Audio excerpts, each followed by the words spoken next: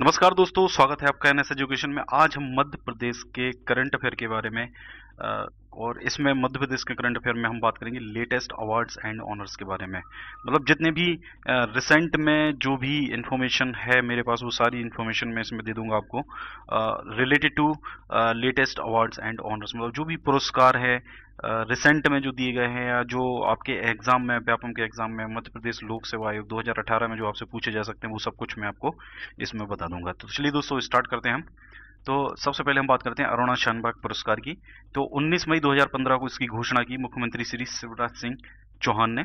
और महिला हिंसा के खिलाफ काम करने वाले लोगों को यह दिया जाता है। तो और इसकी जो पुरस्कार राशि है वो है 1 लाख रुपए।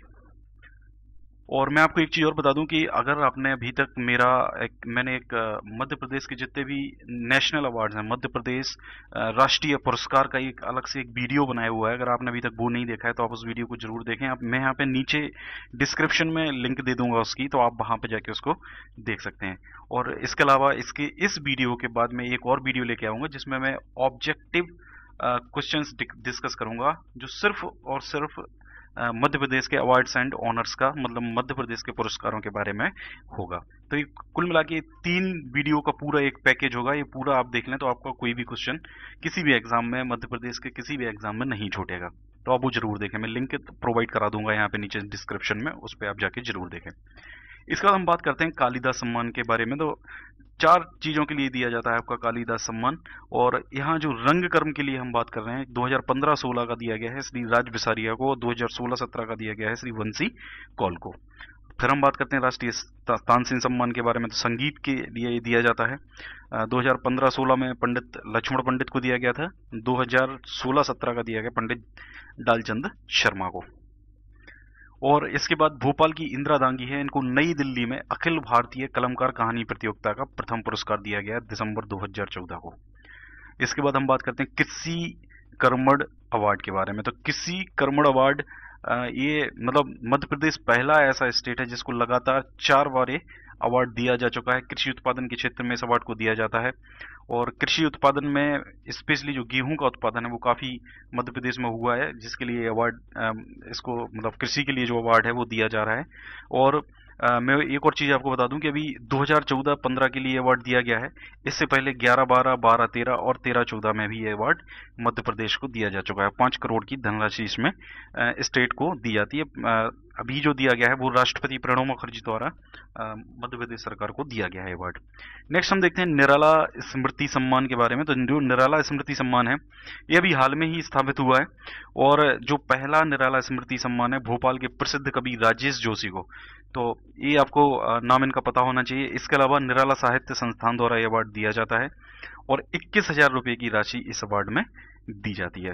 तो दोस्तों इनके नाम वगैरह तो आपको पता होना जरूरी ही है, क्योंकि आपको अगर देखिए थोड़ा सा अगर लेवल की अगर हम बात करें ना, जैसे एमपीपीएससी के लेवल की अगर हम बात करते हैं, तो एमपीपीएससी के लेवल में जब थोड़ा सा कंपटीशन एग्जामिनर्स को बढ़ाना होता है तो थोड़ा सा क्वेश्चन घुमा के पूछा जाता है। जैसे फॉर एग्जाम्पल आपसे ये क्वेश्चन नहीं पूछा जाएगा कि निराला स्मृति सम्मान किसको दिया गया।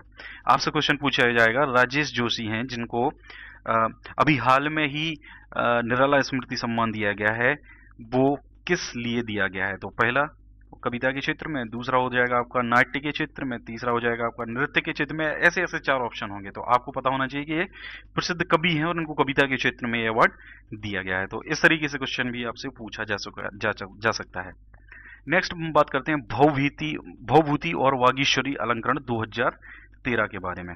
तो भवभूति अलंकरण जो 2013 का है, उज्जैन के प्रख्यात साहित्यकार जो समाज वैज्ञानिक भी हैं और शिक्षाविद भी हैं, डॉक्टर प्रभात भट्टाचार्य, इनको ये दिया गया है। इसके अलावा जो बागीश्वर पुरस्कार हैं 2013 के, वो अलग अलग 5 विधाओं में दिया जाता है, जिसमें से कविता की जो विधा है उसमें दिया गया है डॉक्टर प्रज्ञा रावत को, जो भोपाल की रहने वाली हैं। और इनकी रचना है जो नदी होती, ये कविता है, उसके लिए इनको अवार्ड दिया गया है। दूसरा जो दिया गया है सेम अवार्ड कविता की विधा में ही प्रदीप जिलवाने को दिया गया, खरगोन के रहने वाले हैं। जहां भी हो जरा सी संभावना इनकी कृति के लिए दिया गया है। तो दोस्तों मैं आपको बता दूं, नाम तो आपको याद रखने ही रखने हैं।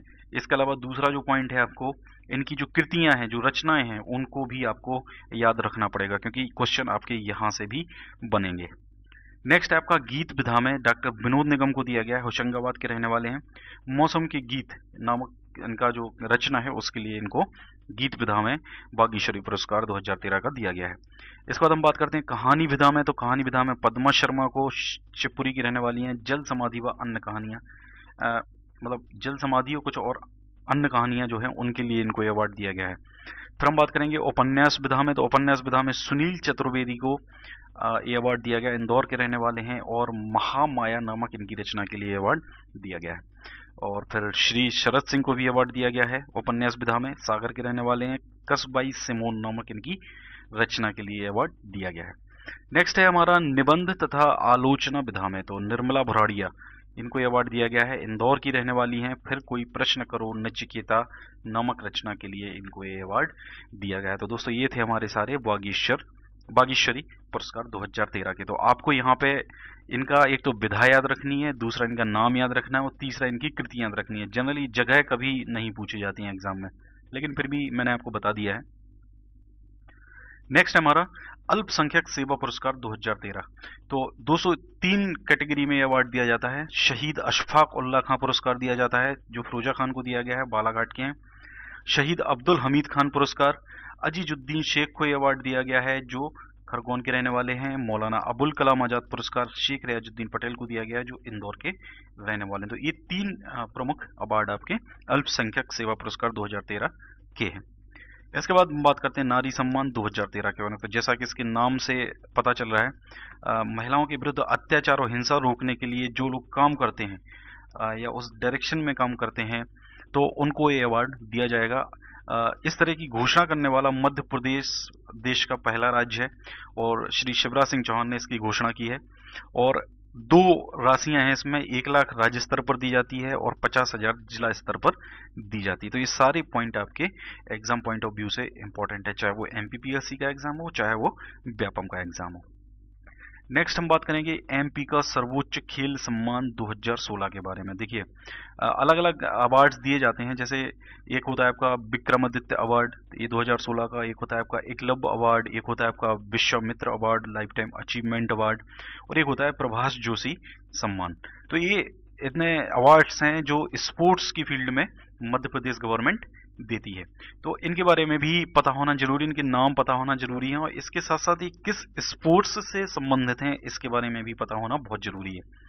जैसे अगर हम विक्रम अवार्ड्स की बात करें 2016 के, तो नमिता चंदेल को दिया गया है कायाकिंग कैनोइंग के लिए, पूर्वी सोनी को दिया गया है वुशु के लिए, शालिनी सकंद को दिया गया है शूटिंग के लिए, ऋषभ मेहता घुड़सवारी के लिए, श्राव्या द्रोणादुला ताइक्वांडो के लिए दिया गया है, समीर वर्मा बैडमिंटन के लिए, नीतू सिंह कबड्डी के लिए, अंकित चिंतामन को खो खो के लिए दिया गया है, कमल कुशवाहा को थ्रोबॉल के लिए दिया गया है और रवि कुमार सौरासिया को साइकिलिंग के लिए दिया गया है। तो इतने विक्रम अवार्ड हैं जो आपको जानना जरूरी है और इनमें से आपसे एग्जाम में किसी भी प्रकार से क्वेश्चन पूछा जा सकता है। जैसे फॉर एग्जांपल आपसे पूछ सकते हैं कि इन 4 ऑप्शन दे देंगे और पूछेंगे आपसे कि इनमें से किसको विक्रम अवार्ड नहीं मिला है। तो देखिए अगर आपसे पूछा जाता है कि विक्रम अवार्ड इन 4 ऑप्शन में से किसको मिला है, तो आपको अगर इनके नाम थोड़े बहुत भी आपने 1-2 बार देखे होंगे तो आपको याद आ जाएगा। लेकिन अगर इस तरीके का क्वेश्चन पूछ लिया कि इनमें से किसको नहीं मिला है, तो आप वहां पे कंफ्यूज हो सकते हो।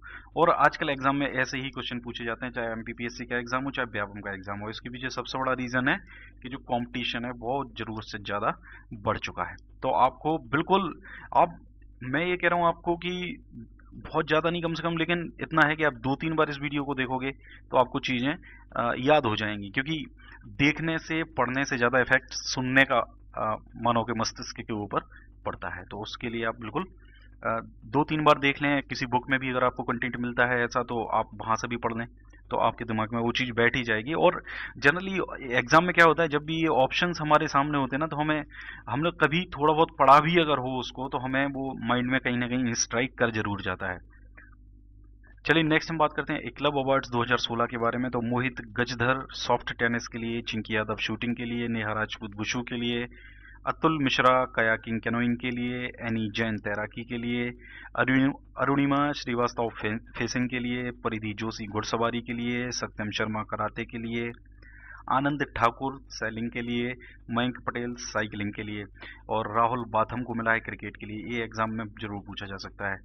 क्रिकेट थोड़ा सा क्योंकि पॉपुलर रहता है, हॉकी पॉपुलर रहता है, और इसके अलावा जो राजू ठेके हैं इनको हॉकी के लिए मिला है, सोनाली विष्ट हैं इनको सॉफ्टबॉल के लिए मिला है, और सौम्य अग्रवाल को जंप रोप के लिए मिला है।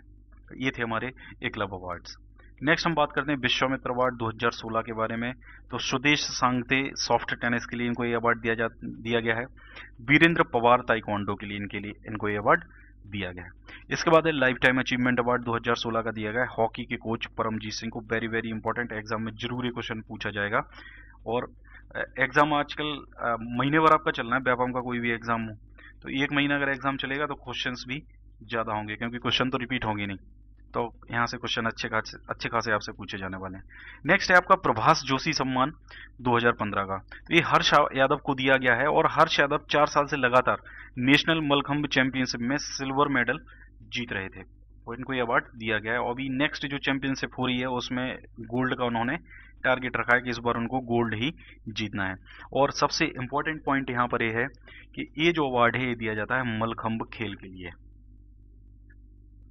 जो मलखंभ जो हमारा मध्य प्रदेश का राजकीय खेल है, मतलब स्टेट स्पोर्ट्स मध्य प्रदेश का है।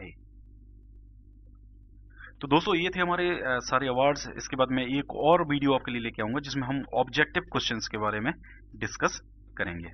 और आपको वीडियो कैसा लगा आप कमेंट करके जरूर बताएं। चैनल को सब्सक्राइब करें, इस लिंक पे जाके आप चैनल को सब्सक्राइब कर सकते हैं, इस पेज को लाइक कर सकते हैं, इस ग्रुप से आप जुड़ सकते हैं, दोनों फेसबुक पे हैं। इसके अलावा स्टडी नोट्स अगर आप चाहते हैं तो आप इस लिंक पे जाके टेलीग्राम से जाके जुड़ जाएं।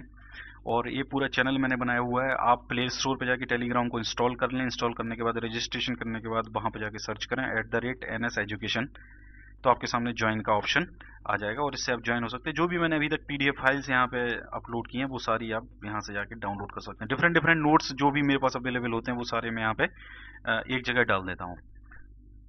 Thank you very much.